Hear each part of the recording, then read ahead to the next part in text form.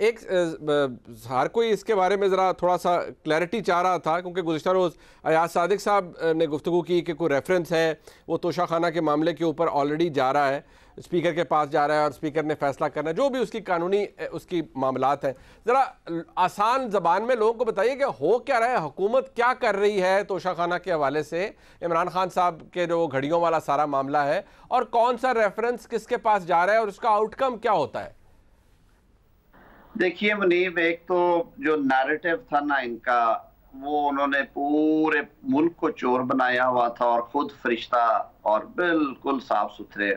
मेरी तो ख्वाहिश थी कि ये जो कहते थे चीजें ऐसी होती और लोगों की जो उम्मीदें थी बंधी हुई वो इनसे ना टूटती, लेकिन लोगों ने देखा और इसी दौर में देख लिया कि जो जो स्कैंडल्स निकले और फिर ये जो खवातीन वाले लेने देने के मामलात हैं और फिर वो जो लंदन वाले 54 अरब रुपए की ट्रांसफर और वो किस तरह से एक थर्ड पार्टी के अकाउंट में एडजस्ट हो गए और प्राइम मिनिस्टर साहब के उसमें बाकायदा इंस्ट्रक्शंस हैं, कैबिनेट को अंधेरे में रख के बंद लिफाफे में वो फैसला बता दिया गया कि नहीं ये कुछ नहीं है, फॉर्मेलिटी हम कर रहे हैं। अब आए तोशाखाना की तरफ, तो Toshakhana is an open and shut case.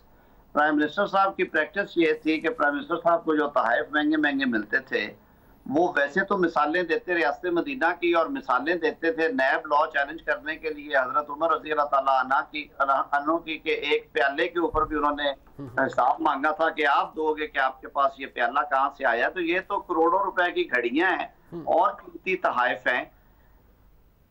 तोहफा उठाते थे, जाके ओपन मार्केट में फरोख्त कर दिया, फरोख्त करने के बाद जो पैसे मिले उनमें से तोशाखाने का हिस्सा वहां पे जमा करा दिया, बाकी पास रख लिए। Simple for that.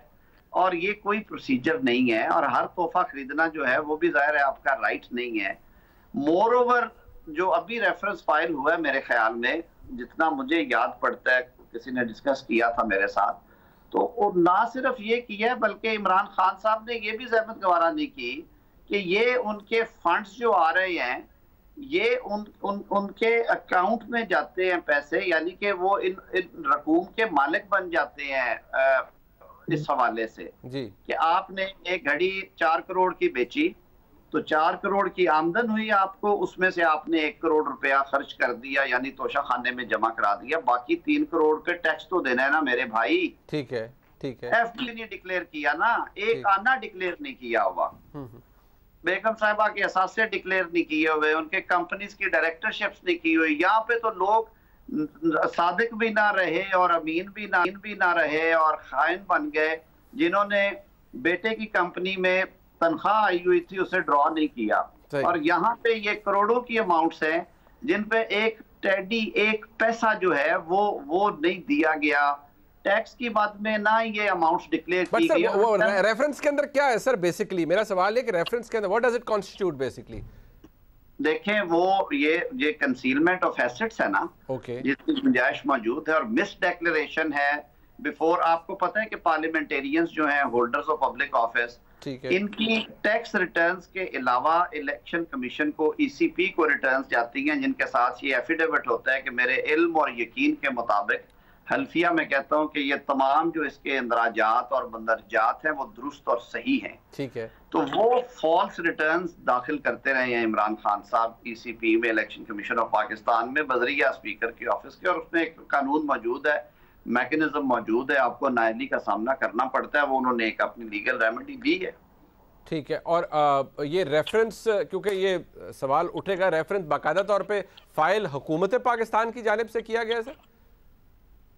नहीं, अगर तो हुकूमत पाकिस्तान की तरफ से होता तो नेचुरली फिर वो वजारत कानून और इंसाफ की तरफ से, मेरे ख्याल में ये पॉलिटिकल पार्टीज की मूव है।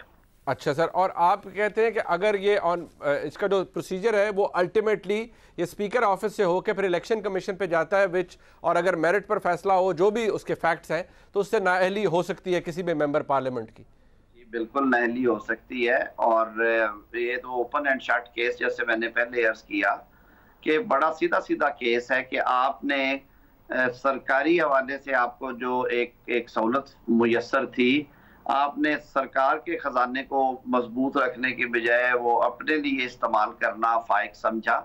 और फिर कोई बात नहीं है, अगर रूल्स आपको अलाउ करते हैं तो मैं तो इस मसले में बहुत लिबरल होकर सोचता हूँ। ठीक है आपने ये कर लिया, लेकिन फिर कम से कम जो हुकूमत पाकिस्तान के मुरव्वजा टैक्सेस हैं, ठीक हो, वो तो अदा करें। बिल्कुल ठीक, बहुत बहुत शुक्रिया।